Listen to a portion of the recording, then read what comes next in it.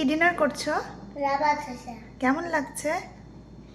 South Yummy Indian হয়েছে? Food খেতে খুব ভালোবাসি। ইডলি, ধোসা এসবটা ভীষণ পছন্দ, তার সাথে মোমোটাও।